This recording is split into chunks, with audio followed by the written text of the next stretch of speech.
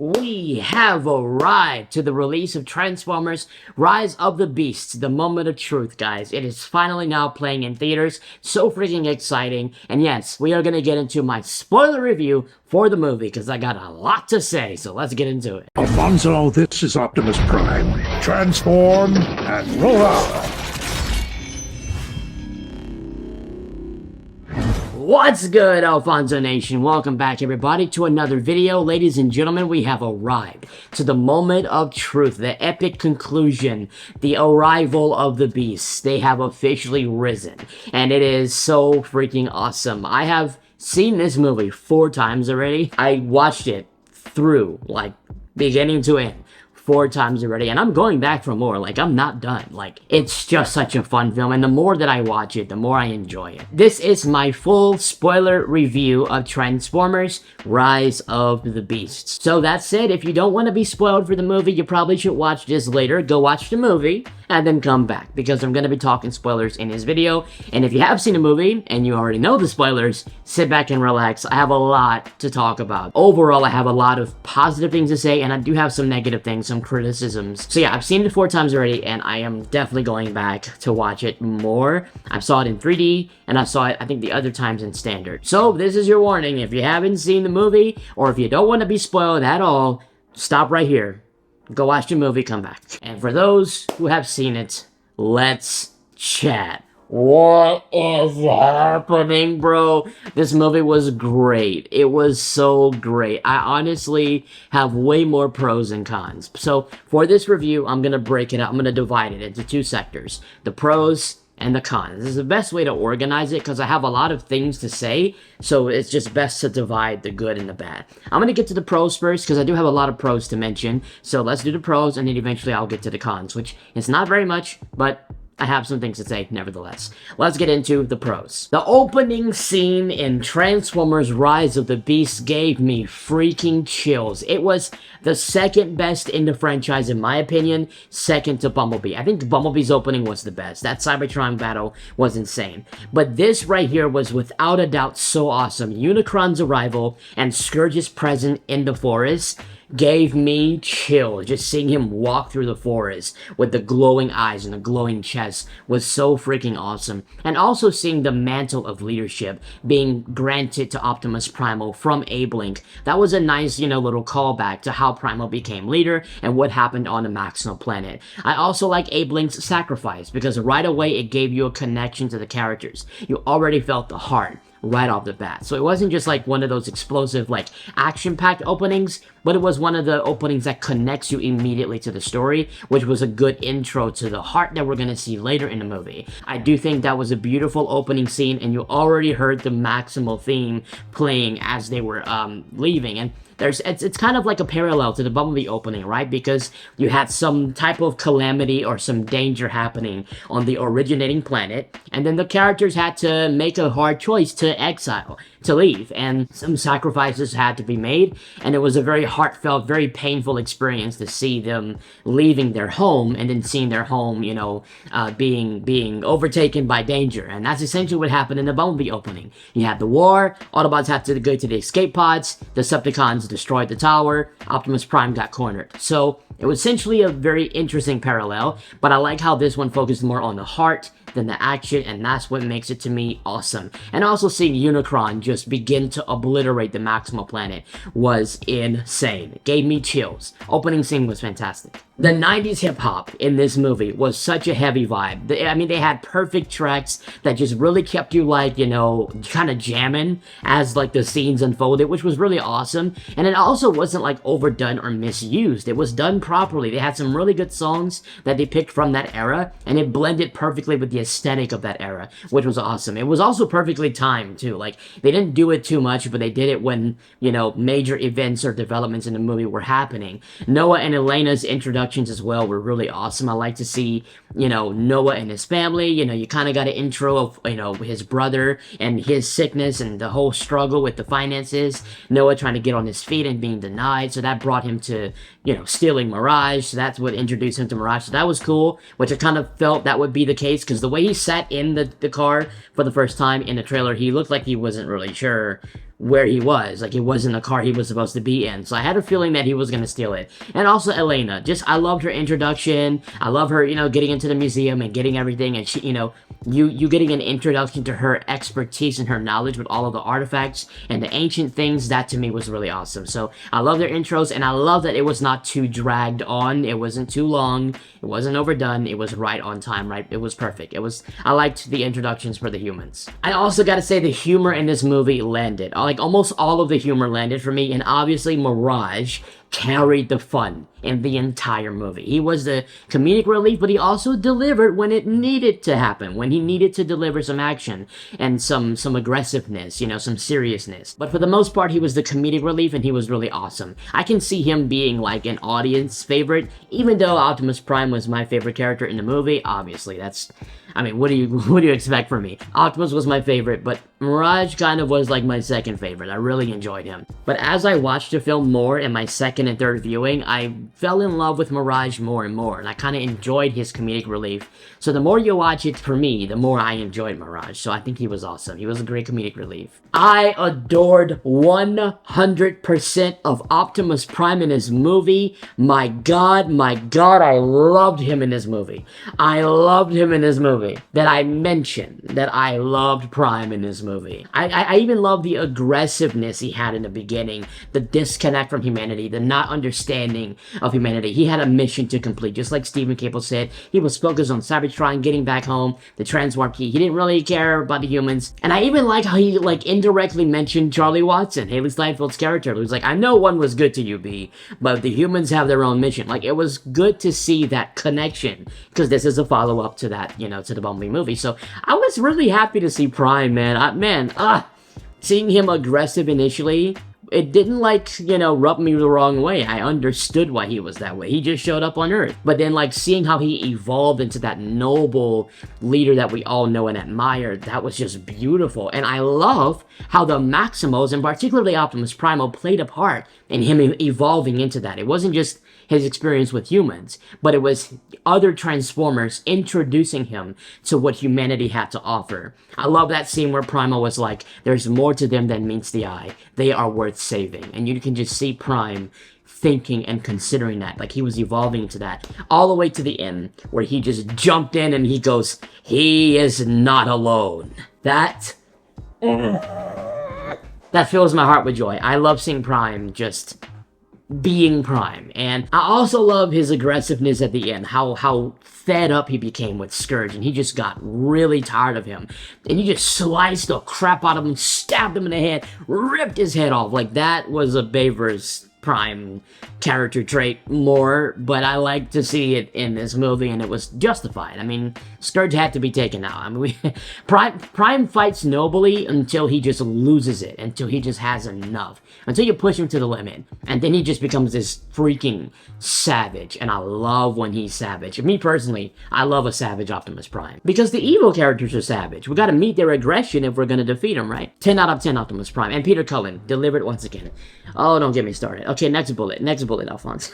Scourge is one of the best villains in the entire franchise. He wasn't just an evil presence, but he did actual damage. His rivalry with Prime was one of my favorites in the entire movie, and it wasn't easy to defeat him. He did some real damage, you know, killing Bumblebee, which I kind of saw coming, and, you know, even corrupting Airazor, which I did not see coming. Just things that he did, just freaking ate. You can sense the evil in him, like you knew that he wasn't going to be taken down easily, and he wasn't. He did a lot before they managed to defeat him. It took a lot. He fights well. He had some great lines. He's powered by dark energy, so he had a connection to Unicron. You got to see him even be tortured by Unicron, which was kind of like a Transformers Prime callback with Megatron and Unicron. But it was really awesome seeing Scourge. His design was really nice. His CGI, I loved him fighting with all the other characters. It was awesome. That museum fight, too, was really insane. Speaking of the action and the combat in this movie was way more personal and aggressive in this movie than I've seen in a lot of other Transformers films. They even took cues of the Bumblebee film with, like, the melee combat, and I love the Prime versus Scourge in the final battle, like I just talked about. You get to see a lot of the, like, on-screen transformations, too, which is unlike a lot of the past films. The CGI looked great to me, also. Like, Everyone looked beautiful. I mean, only a couple of shots looked a little wonky or looked a little odd, but in general, the movie really did clean up well from like what we saw in the initial teaser, and there was nothing to me that stood out as like jarringly like bad. Everything looked really well for this movie, and they did a really good job with the visuals and the action. Anthony Ramos and Dominique absolutely killed it in their roles as Noah and Elena. Their characters were useful and almost essential in some moments to the story. You know, Elena having the freaking codes, like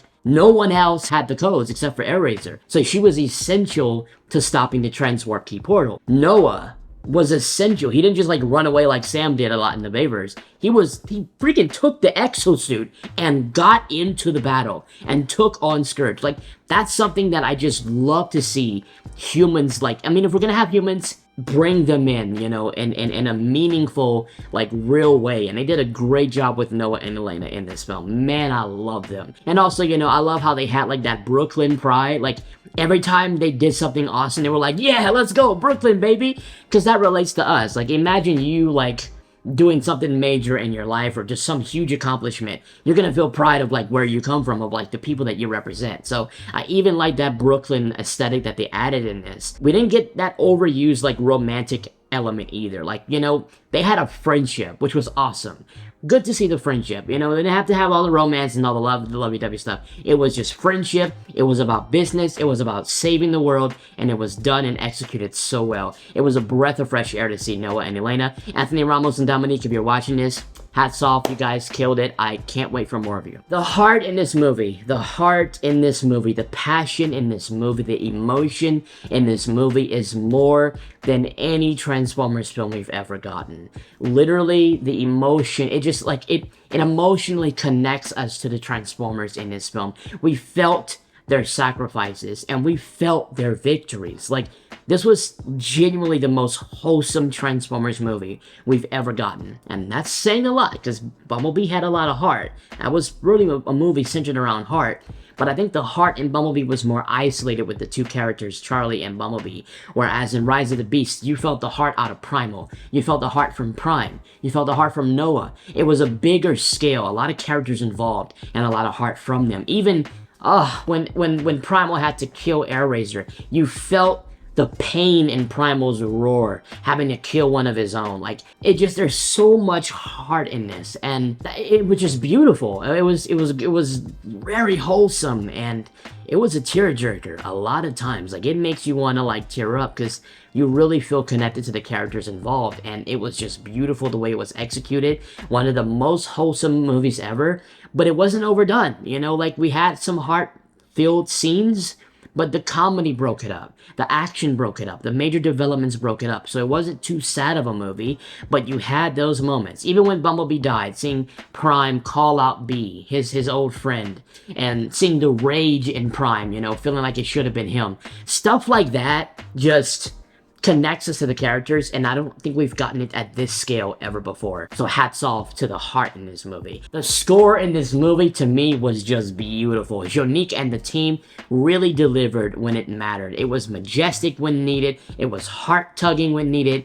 It was thrilling when needed. It was nostalgic even when needed. The movie would not be the same without that musical spine, and I'm a huge fan of the way that it all came together and the way that it delivered. My top two favorite scores at the moment is the Humans and Autobots United. To me, that's my favorite one. It's just beautiful. Probably my favorite rendition of that track. So awesome. And I love Till All Are One. Those two I've been binging since I saw the movie, since the score came out. I couldn't believe they played the entire thing through at the end of the movie. Those were the moments where I teared up. I cried, straight up. I don't even care, I'm gonna say it. I cried twice. Like, when they played that Humans and Autobots United and you see them all driving off or running off for the animals, it brought Transformers back. I cannot thank enough all the people involved in bringing that score back. Steve Jablonsky for joining forces with Jonique for doing this, the whole team, that producer who suggested to Jonique to connect him with Steve, everybody involved. Thank you so much. I'm gonna be watching that scene constantly, non-stop on replay when it releases for home release. My mom I think it was last night, I went with my parents. My mom, when she heard it, she went, "Oh, yes." She was quiet the whole movie. And she literally said, the first time I heard her talk, she went, "It's not Transformers without that song." And I wholeheartedly agree with Mama Nation. Thank you so much for bringing that back. I also love Toby and Wigway's track at the end for the final battle, when Unicron was bringing in reinforcements. On God, it's about to go down, on God. Like, that was dope. I love that On My Soul integration with the final battle. That was really, really perfect. Unicron in this movie was terrifying in this film. My God, he really felt evil. He felt like he was gonna really do some damage. It gave me chills in all of his scenes. I like how they didn't really face off with him like head on just yet, but his presence was still felt. His danger was known, what he was capable of was understood, and he was still brought in to the storyline. I can't wait for more of him in this movie, and his voice is okay. It was kind of like echoed, or like, you had like layers of his voice together, like it was kind of like multiple voices. It was the same voice, but it was like echoed, kind of. It was okay. It didn't 100% land, but it still kind of works for his character, and I can't wait for more of Unicron in this overall continuity. And lastly, for the pros, the overall storyline definitely proves to be a reboot. This thing is not Bayverse, okay? It completely branches away from the Bayverse. Despite what some people that I even had to interview on the red carpet, I wasn't really trying to do that, but it happened. Despite what they're saying, this is a reboot. You can tell they're going a new direction in this movie, and it really, really shows. I'm loving the new storyline so far. I'm loving the Maximals and their involvement. I'm loving even how the Terracons were involved. Well, now all the villains are gone. Scourge is dead. Battletrap is dead. Nightbird is dead. Spoiler alert. So I think it's time for Megatron now. Both of them, or either of them. The B Megatron or the Beastwar. It's time for Megatron in these following sequels. And also for Unicron's return. So I really like the storyline, and I'm glad that we're branching off from the Bayverse. So those are the pros. I have a lot more, but I just have to like put the most important ones for me. Now let's get into the cons. Let's talk about the things I was not much of a fan of, or I think they should have changed or should have been different, or I just didn't really land or stick for me, because while I give this movie a very high score, there are some things I'm not 100% a fan of. So let's get into the cons of Transformers Rise of the Beasts. Bear in mind, this is my opinion. This is my opinion. Don't shoot me in the chest. If you don't agree, you don't agree. But this is just what I feel, alright? I just gotta be honest. So the first con, I gotta say, is the pacing. The pacing of the movie felt really too fast, especially in my first viewing. I was like, wait, whoa. We're in the final battle already? Okay, I was hoping for a little more before this. I mean, as soon as Noah and Elena were introduced, we kicked off into the action, which that I'm okay with. But as soon as we kicked off into the action and the robots became integrated, it was like, it was a flash. Like, oh, boom, okay, museum. Okay, boom, all right, now we're in Peru. Okay, boom, all right, now here's the Maximals. Okay, all right, now we're the final battle. All right, now Scourge is dead. And then it just ended. It's like, whoa. You know, to me, it just felt a little bit too fast. I wanted more scenes with the robots, you know, more of the robot cast, more context in between the major parts of the movie. I genuinely think this movie could have been an additional 30 minutes long. 20-30 minutes, but it could have been longer than this. And that would have given us more space for robot screen time, more robot development. It would have made it more perfect, you know, it wouldn't have felt too rushed. That's just for me. It felt kind of rushed. Now, I will say the more I watched it, it felt less rushed, you know, the more I watch it. But my first and second time, I was like, it's a little bit too fast. So, also the Maximal screen time. We got a lot of teases of the Maximals. This is the rise of the beast, you know, the Maximals. The beasts were like heavily teased. There's nothing but art and posters, and they're all over the trailers, but they didn't get a lot of screen time. Like, they were introduced, but when the final battle hit, we got very little of them. It felt like they were like second place to all the other characters, like Noah and Elena, what they were doing, and Mirage, and, you know, Scourge and Prime. I felt like the Maximals deserved more. I do love when Primal went, Rhinox, Cheetor, Maximum! Like, the crowd went, but I even kind of cheered too, because I was hoping they wouldn't overdo it in the movie, and they didn't. It was perfectly timed right in the final battle, and you got to see everybody transform, so that was fun. But I would have wanted more of Rhinox and Cheetor fighting in the final battle. We got some of it, but I wanted more of it. And also the Maximal voices. We didn't hear barely any of Cheetor. We heard very little. I think Rhinox said one thing. Like, if he talked at all, like, we needed more lines. We needed more voices. Primal did most of the talking, which is cool, but man, I wanted more of Cheetor. I wanted way more of Cheetor. Cheetor, honestly, was my biggest like hype for the movie in terms of the Maximal cast. And I was like, where's Cheetor, man? He's like there, but he's not in the forefront. I get that Primo's the leader and he speaks for the team, but other characters can talk too. I mean, we got a lot of the other Autobots talking, but very little Maximals. Airazor was kind of like the spokesman, but when she died, it was like, okay, well, the other characters can start, but it wasn't. It was just Primo for the most part. So I wanted more Maximal dialogue and more Maximal action in this movie. It just felt like they kind of got second placed. Also, Airazor's death. I was like, oh, man. I was hoping she would transform at least once or twice before they killed her. My God. Like, when Scourge possessed her, she could have transformed at that point and tried to fight Primal, and then Primal could have killed her in robot mode or something, but we didn't get any of her robot mode. She did not transform at all. And it's like, oh, no! This is a movie about Transformers, and almost every other character, if not all of them, did transform except for her. I don't know why they didn't do it. She has a robot mode. You can see it in her figure. And, you know, it's capable of happening. I just don't know why it didn't happen. So I wish she would have transformed, and I wish she would have at least lasted a little bit longer instead of being possessed. She could have died in the final battle or something. You know, she deserved a little bit more, like, in the battlefield. I just gotta also say Optimus Prime's design, man, it isn't as good as I would want it to be. Like, in the Bumblebee movie, it was just perfect. I really wish that they would have just left it exactly as it was. Add the off-road pieces, the silver, like the bull bars, and then, you know, give him the arm blaster, and you can still have the face, the Bayverse face or whatever. But I was just like he looked a little unfinished. Like, I don't know, I guess because they were stranded for so long, so he kind of like wore off, but I don't know, Prime's design didn't really, it's not 100%, it's okay, it's acceptable, but it's not what it was in Bumblebee, and I kind of missed that. Speaking of designs, we gotta talk about Wheeljack.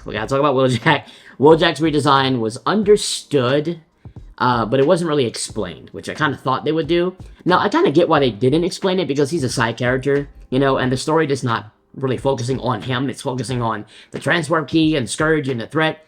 But I do miss the old Wheeljack. I miss the Wheeljack from the Bumblebee movie. I think, I get why he looked different. You know, Stephen Cable was right. You know, the way they had to design him was that way because he was Peruvian. He was in the Peruvian area, so his alt mode had to kind of match the setting of that area. And so that's why he had to have different arms and legs and chest, because that was his alt mode. He had to blend in with the Peruvian, you know, the whole setting. But they could have at least, like, preserved his head sculpt a bit, you know? They could have at least still given us the panels that light up when he talked, or at least the face shield. A part of me still wanted that original Wheeljack. I mean, it's not bad. I don't, like, dislike it, but I would have preferred a bit more of the original Wheeljack being brought into his design. But it is what it is. He was a side character, and he didn't even do anything. He barely did anything in the movie. Like, I thought he would have had more of a presence, too. Like, I wanted him to have his moment on the battlefield. Like, when RC hopped off of Rhinox and she jumped in front of Wheeljack, that would have been a perfect moment to, like, follow Wheeljack along. He could have ran off and, you know, did something cool in the battlefield. But he just kind of stood there and shot things in a distance. All right, let's talk about the big crossover in the room, the G.I. Joe merge with Transformers. That was the big reveal. And when it happened in Brooklyn, the Brooklyn premiere, the crowd went they exploded. It went ballistic. They were freaking, oh my God! Like, it was the loudest I've ever heard any reaction for any Transformers movie ever when they revealed G.I. Joe. So a lot of the older fans, you know, who grew up with G.I. Joe, they love the merger. For me, I put this in the cons because my general reaction is more on the negative than the positive. Like, I understand their attempt to unite the fandoms for possibly more successful films in the future, but I feel like, this is my opinion, Transformers right now should remain Transformers.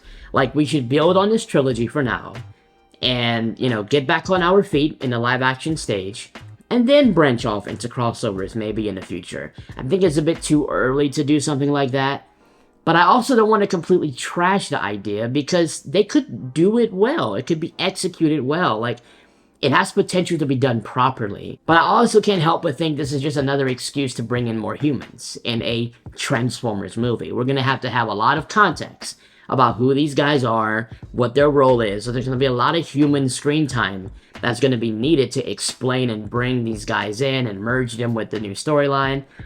And it's just like, I would love to just focus on the robots. Like, I want more robots. Like, even Sector 7, as much as we liked them and they were great in, like, the Bay films, they did take screen time away from the robots. And it's just like, this is another thing that's kind of getting in the way with this new storyline. I was like, okay, we're finally getting into more robot screen time. Now we have this G.I. Joe thing where we have to, like, unpack. I also feel like this is going to be more beneficial to the G.I. Joe franchise than Transformers, because I feel like Transformers is a more successful franchise right now, so I don't see the benefit for us.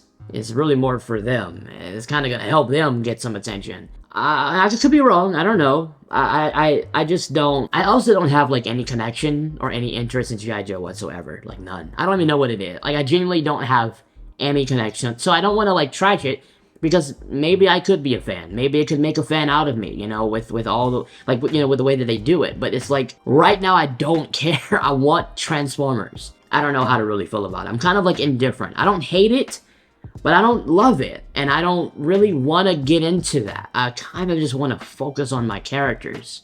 You know, focus on the Maximals, focus on the Decepticons, focus on the Autobots. So I'm genuinely not interested. I'm gonna just be completely honest. Like, right now, as it stands, I'm not interested at all in the G.I. Joe crossover. I really don't want that to happen. But I'm gonna still keep an open mind, honestly. You know, I'm gonna see how they do it. It could be executed well, and they could make a G.I. Joe fan out of me, you know, but, you know, given the way that it's executed. But as it stands right now, I'm not a fan. I mean, if you're hyped for it, more power to you. But for me, I'm going to put it in the cons list, because that's not something that I was looking forward to. Also, I wanted more Battletrap. He was like my second most anticipated Terracon, and he got barely any screen time. He was there, you know, he did a lot of good stuff, but I wanted more of his scenes in the final battle, and I wanted more of his voice. Didn't get it. They did my boy dirty, but I'm glad we got him a little bit. I just wanted way more of him. I also wanted to see Unicron completely consume the Maximal planet in the beginning. The scene that we got was pretty much what we've seen in the trailers, and I was hoping for more of an extended scene of him completely destroying the planet. And I think I already said this, but Abe Link, I wanted him to fight a little bit more in the beginning. I also wanted more of Bumblebee fighting in the overall final battle, like after he, like, arrived and he was, you know, like, Noah was riding on him, Noah hopped off and he, like, fought. I wanted more of an extension of that scene where he was fighting, you know, get more of Bumblebee. I know that we got a lot of him in his own movie, so that's probably why I didn't do it.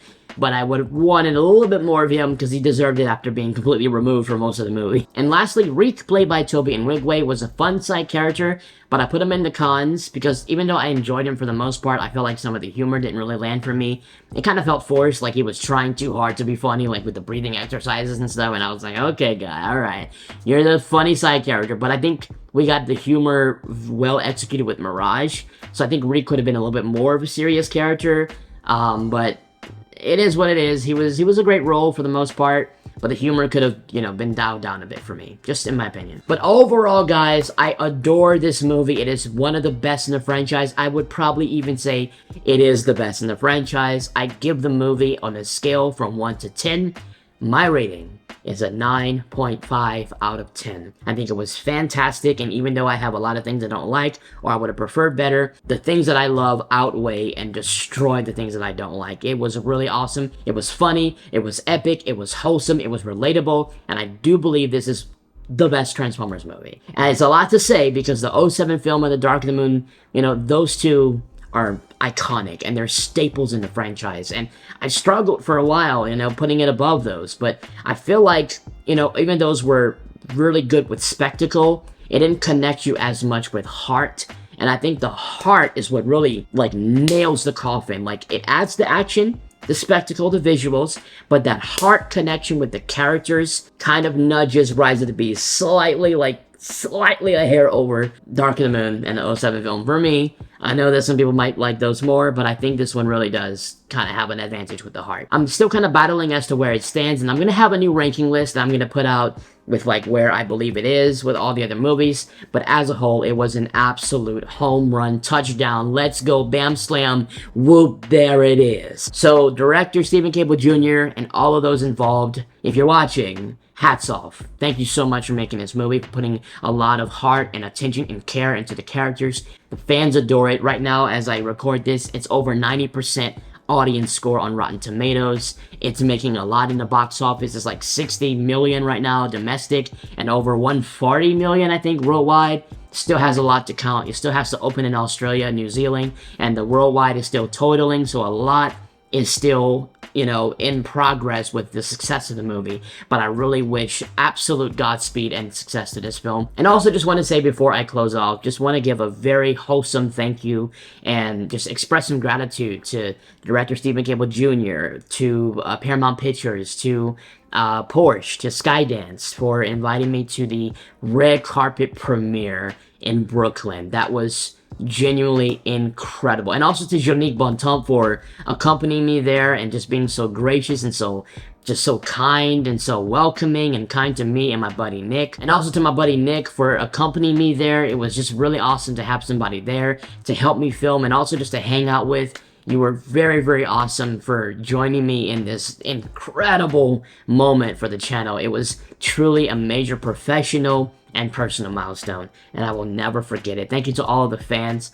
for your love and support throughout this journey. It continues. We're gonna keep loving Transformers. We got the 2024 animated film. We got the sequel to Rise of the Beasts coming soon. I think it was greenlit already, so we have a lot in the future. We are just getting started, but thank you guys so much for the love, and this was truly a time to remember for the channel and for me personally. So that's it. Let me know what you guys think about the movie in the comment section below. What are your thoughts about all the things that happened? Let me know your ranking also. Scale from 1 to 10 of Transformers Rise of the Beasts. So that is all for this one. If you liked the video, drop a like on it. If you're new, subscribe. And yes, drop a comment below if you have something to say. Thanks for watching. I will see you all in the next one. Till all are one. Let's roll.